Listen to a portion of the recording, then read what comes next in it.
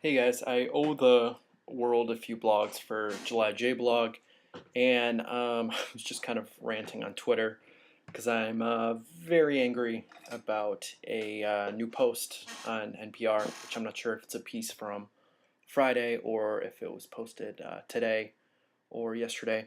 But anyway, the post is from one of their interns, and essentially, NPR is doing a new regular feature where they have interns listen to albums they've never listened to before.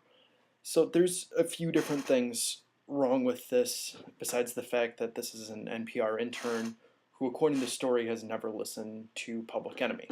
So I'll just put it forth real quick. I am not the biggest fan of Public Enemy, but I completely understand their place both as far as the social impact, the commentary, and the influence that they've had on future artists. So within this article, where he's essentially doing, uh, essentially what's happening is the intern, who is a 21-year-old, uh, is re-reviewing the album. And so this is his first time listening to it, and he describes that his first contextual experience with the album was Bring the Noise in Tony Hawk Pro Skater 2, the video game from, I wonder if it's actually the early 2000s or late 90s. But either way, he contextualizes it in that sense.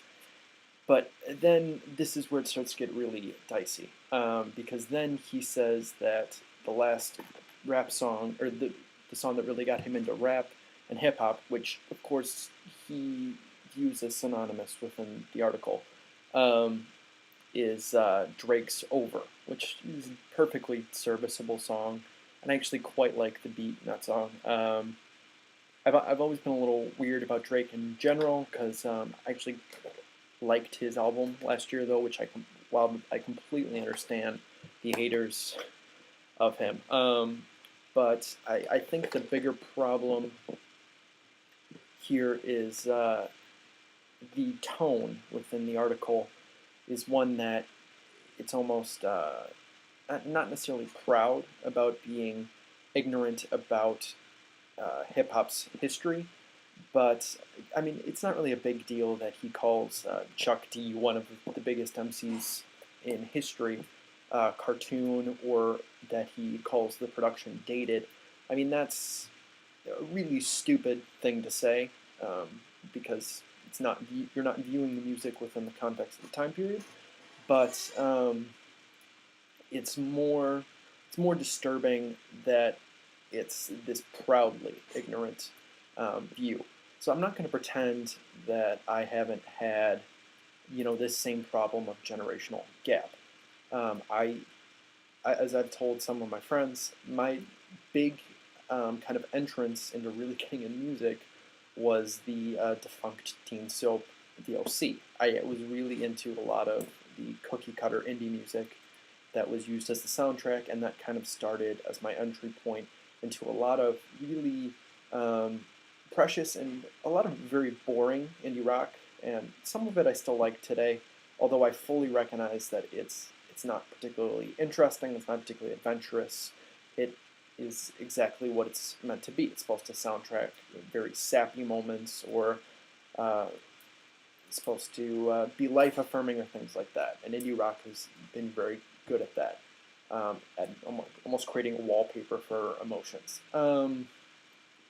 But I think the problem with that is, soon after that, I recognize that you need to, not only do you need to listen to all types of music, especially if you're a freaking intern at NPR, you also need to understand the history and the context of it.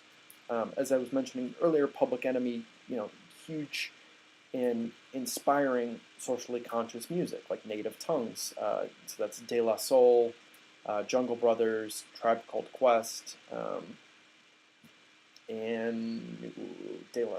Sorry, there are many other artists within. Actually, there's probably only one more artist within that group, but those would cease to exist without the existence of Public Enemy. So it's frightening in general that this intern hasn't listened to something, that shaped the history of rap. And even then, that's still pretty far um, into hip hop rap. Sorry, I'm not going to make the semantical difference, although I fully recognize that there is a difference. Um, Obviously you could look at Sugar Hill Gang, and a lot of those as really early examples of just like MCs doing catchphrases as opposed to raps, things like that. But this is not meant to be me um, certifying type of credit or anything. More, I just want to take to task this proudly ignorant tone I was talking about. Um, as I was saying, like, there's many musicians who I can admit are not aesthetically pleasing. Captain Beefheart, Trout Mask Replica is considered one of the most influential albums. It's also probably one of the most challenging albums I've ever listened to, save for some jazz records. But while I hate it and I kind of have to force myself to listen to it, I fully recognize its place in the world. So I think, um, on Twitter, there's of course been a firestorm by many older critics who are justifiably angry about our generation's ignorance. And it's really unfortunate because, I'm in a weird place that since I've only been alive for 21 years, I have a very narrow perspective of music. I mean, in a general overview, but there were many things that, like, just for example, hits in the '80s, hits in the '90s, that I have such a vague memory of. Maybe I remember hearing it on the radio in the car or something, but I'm not able to contextualize it. And so that's a really unfortunate problem, with the younger generation. And just because it's not okay to simply know, like a new crop of bands, whether it's within the EDM culture, indie rock, and the new form of hip hop, trap, uh, footwork, dubstep. There's many different genres, of course, that have had resurgences, but it's not simply okay to just know them. You need to understand the history, and so I take to task. I find it really unfortunate that a lot of our generation thinks it's not important, and that's fine if they don't like old music. I'm not expecting everyone to have like a comprehensive history of prestige rock and roll and early history, but if you are going to devote yourself to a medium, whether it's film or music or literature, you need to understand what comes before and why it's important. That's just what I want to say. So I've been talking 8 whole minutes now, and I'm really angry about this, guys. So sorry if this comes off as really soapboxy. That wasn't my intent at all. Just if I have a final message, like if you want to do something with music or film, seriously, see everything, listen to everything you can. Do not cut yourself off to anything. Whether it's bluegrass to Ethiopian jazz, don't cut yourself off.